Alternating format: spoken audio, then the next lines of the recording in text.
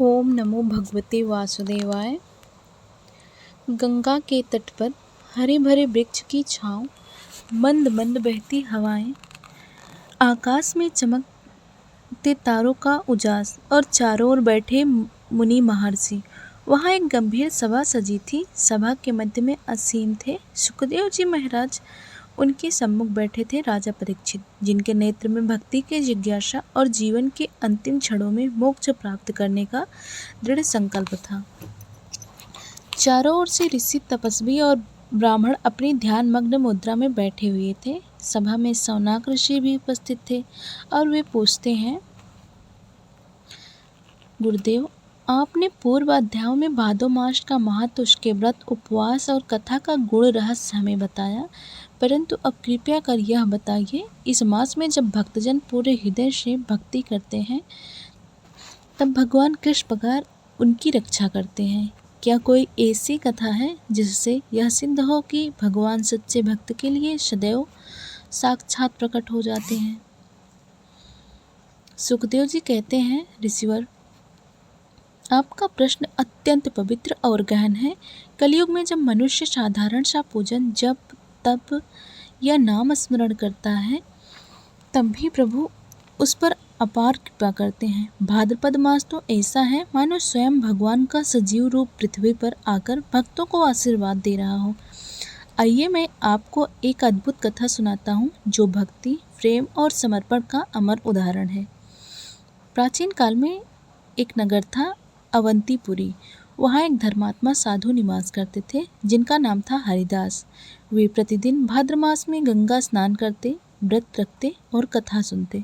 उसी नगर का राजकुमार अत्यंत ऐश्वर्यशाली था, परंतु उसके हृदय में अहंकार और भोग विलास भरा था।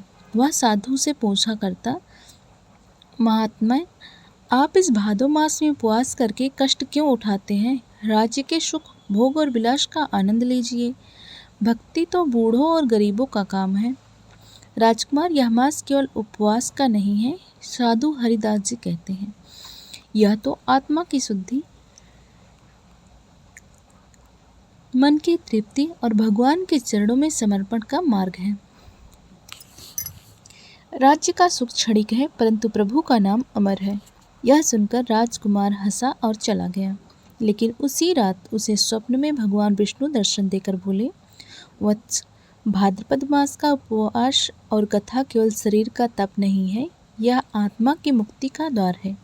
यदि तू सच्चा सुख चाहता है तो साधु का मार्ग अपनाना ही तेरे जीवन का कल्याण करेगा। सुबह होते ही राजकुमार साधु के चरणों में गिर पड़ा और बोला, गुरुदेव, मुझे भक्ति का मार्ग दिखाइए। साधु ने इसे व्रत और कथा का महत्व समझाया। कुछ ही समय बाद राजकुमार का हृदय बदल गया और वह जनता का सेवक बनकर भक्ति में रत हो गया। दूसरी कथा है, एक अन्य नगर में सुहासिनी नाम की एक भक्तिन रहती थी। वह निर्धन थी, परंतु हृदय से समृद्ध। भादो मास आते ही वह घर में दीप प्रज्वलित करती, भगवान की मूर्ति सजाती और हर दिन संध्या समय भजन गाती। गांव के लोग उसका उपहास उड़ाते। लोग हंसते हुए कहते, तेरे पास भोजन तक नहीं है, तू भगवान को क्या अर्पण करेगी? सुहासिनी कहती, भगवान को भोग से अधिक हृदय का भाव प्रिय है। मैं अपने प्रेम से जो दूंगी वही उन्हें स्वीकार होगा। उस रात जब उसने भगवान के समक्ष केवल एक फल और जल अर्पित किया तो आश्चर्य देखिए, भगवान स्वयं प्रकट हुए और बोले, पुत्री, तूने प्रेम और आस्था से जो भोग चढ़ाया है वह मेरे लिए अमूल्य है। तेरा यह भाव ही मुझे सृष्टि में बांध लेता है। सुहासिनी के आंगन में दिव्य प्रकाश फैल गया। गांव के लोग उसकी भक्ति देखकर नतमस्तक हो गए। सुखदेव जी बोले, ऋषियों, यही है भाद्रपद मास का महत्व। इस मास में किया गया व्रत, कथा, जप और भक्ति का फल अनंत गुना बढ़ कर मिलता है। यह मास भक्त और भगवान को ऐसा जोड़ता है जैसा नदी सागर से मिल जाती है। सौनक ऋषि कहते हैं, गुरुदेव, आपके मुख से यह कथा सुनकर ऐसा लगता है मानो स्वयं भगवान हमारे सम्मुख खड़े हों। सुखदेव जी बोले, हे राजन, भाद्रपद मास का एक और चमत्कारिक प्रसंग है, मैं आपको सुनाता हूँ। एक समय की बात है जब हिमालय के दक्षिण में एक विशाल सरोवर था। वहाँ गजेंद्र नाम का एक हाथी रहता था। वह अत्यंत शक्तिशाली था, सैकड़ों हाथियों का स्वामी और जंगल का अधिपति। परंतु समय समय पर वह अपने परिवार सहित उसी सरोवर में जाकर स्नान करता और कमल तोड़कर भगवान विष्णु को अर्पण करता। एक दिन उसी सरोवर में एक भयंकर मगर छिपा बैठा था। जैसे ही गजेंद्र ने जल में प्रवेश किया, मगर ने उसके पैर पकड़कर लिए। घंटों तक संघर्ष चलता रहा। हाथी ने अपनी पूरी शक्ति लगा दी, किंतु वह मुक्ति न हो सका। थका हारा गजेंद्र अंततः आकाश की ओर देखा और पुकारा, हे भगवान, मेरी शक्ति, मेरा अभिमान सब समाप्त हो गया। अब मैं केवल आपकी शरण में हूँ, मुझे बचाइए। उसका यह हृदय से किया गया पुकार ही उसकी सबसे बड़ी भक्ति बन गया। तुरंत ही भगवान विष्णु गरुड़ पर सवार होकर प्रकट हुए और सुदर्शन चक्र से मगर का वध कर गजेंद्र को मुक्त किया। भगवान बोले, वत्स, भक्ति शक्ति या बल से नहीं होती, केवल समर्पण से होती है।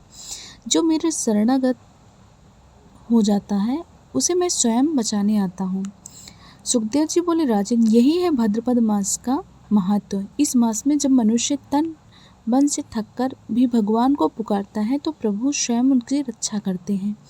साधना छोटी हो या बड़ी, परंतु भावनाएं शुद्ध हो तो भगवान की कृपा तुरंत प्राप्त होती है। सुखदेव जी आगे कहते हैं, हे राजन, एक और अद्भुत कथा सुनिए जो दर्शाती है कि भगवान को भोग से अधिक प्रेम चाहिए। महाभारत के समय की बात है जब भगवान श्री कृष्ण हस्तिनापुर पधारे तो वे धृतराष्ट्र और पांडवों से मिलने के बाद अचानक अपने भक्त विदुर के घर पहुंच गए। विदुर तो बाहर कहीं गए हुए थे, परंतु उनकी पत्नी विदुरानी घर में ही थी। भगवान को अचानक अपने आंगन में देखकर वे आनंद से भर उठी, परंतु घर में न तो राजसी भोग था न स्वादिष्ट पकवान। घबराकर उन्होंने बेर लाई और जल्दी जल्दी छिलने लगी। आनंद में डूबी हुई वे बेर के छिलके ही भगवान को खिला रही थी और फल फेंक रही थी। भगवान कृष्ण बड़े प्रेम से छिलके खाते रहे। उनके नेत्र में आनंद के आंसू थे। तभी विदुर आ गए। उन्होंने यह दृश्य देखा और बोले, प्रभु। विदुर ने कहा, प्रभु, ये छिलके खा रहे हैं, हम तो आपको दिव्य भोग चढ़ाना चाहते थे। विदुर, छिलके नहीं, मैं तो अपनी भक्तिन का प्रेम खा रहा हूँ। मुझे भोग नहीं चाहिए, मुझे तो केवल भाव चाहिए। सुखदेव जी बोले, राजन, यही भाद्रपद मास का सार है। इस मास में यदि भक्त केवल तुलसी का एक पत्ता भी प्रेम से अर्पण करता है तो भगवान उसे स्वीकार कर लेते हैं। भक्ति की शक्ति ही सबसे बड़ा भोग है। सभा में यह सब सुनकर राजा परीक्षित की आंखों में आंसू आ गए। वे बोले, गुरुदेव, अब मैं समझ गया कि भक्ति केवल कर्मकांड नहीं है, बल्कि हृदय का सच्चा समर्पण है। भाद्रपद मास हमें यह सिखाता है कि भगवान हर परिस्थिति में अपने भक्तों की रक्षा करते हैं। भाद्रपद मास हमें यह सिखाता है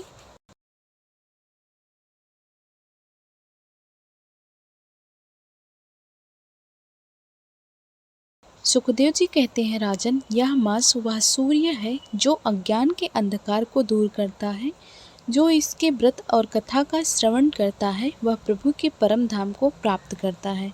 सभा में उपस्थित सभी ऋषि हरि बोल कहकर भाव विभोर हो गए। प्रिय भक्तों, यह कथा केवल सुनने की नहीं बल्कि जीवन में उतारने की है। यह कथा जैसे गजेंद्र ने संकट में पुकारा, जैसे विदुरानी ने प्रेम से छिलके अर्पण किए, वैसे ही हम भी अपने जीवन में हर परिस्थिति में प्रभु को पुकारे। विश्वास रखिए, भगवान सदैव अपने भक्तों के समीप रहते हैं। भाद्रपद मास की महिमा असीम है। जो भक्त श्रद्धा से कथा सुनता है उसके जीवन में सुख, शांति और समृद्धि आती है और अंततः वह प्रभु के परम धाम को प्राप्त करता है। अगर आपको यह भादो मास महात्म्य कथा पसंद आई हो तो कृपया इस वीडियो को लाइक करें, अपने परिवार और मित्रों के साथ शेयर करें और चैनल को सब्सक्राइब करना बिल्कुल न भूलें, ताकि आपको हर अध्याय, हर कथा का पावन प्रसंग मिलता रहे। आपकी एक सब्सक्राइब